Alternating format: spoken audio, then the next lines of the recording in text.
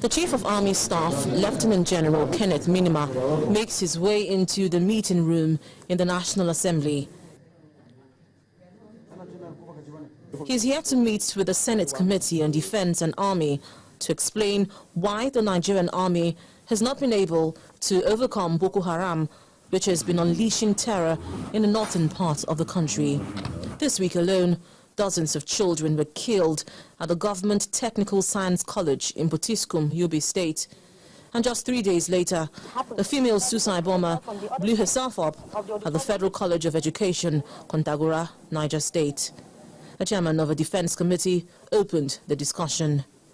The way it is going, for instance, if they have taken over maybe 9 or 10 local government areas, we are not quite sure.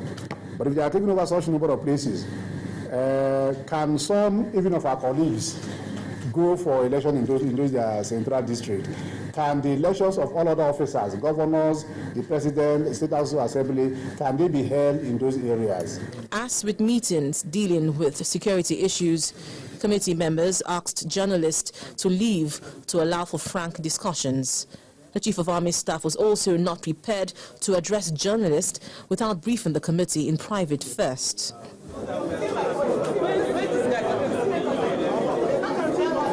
Done with the discussions, more than 2 hours later, the Chief of Army Staff had this to say.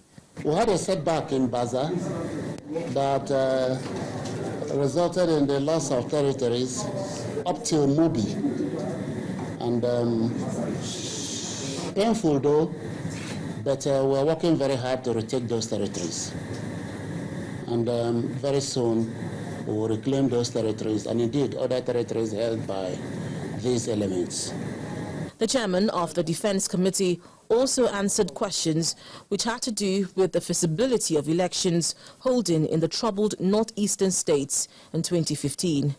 If we are able to get back all the territories that have been captured by the insurgents, then it means that there is peace in those areas and we can go in for election. Although the Chief of Army Staff assured Nigerians that the Nigerian Army would reclaim the areas taken over by Boko Haram, there are still critical questions that need answers, such as how do the terrorists bring weapons into the country?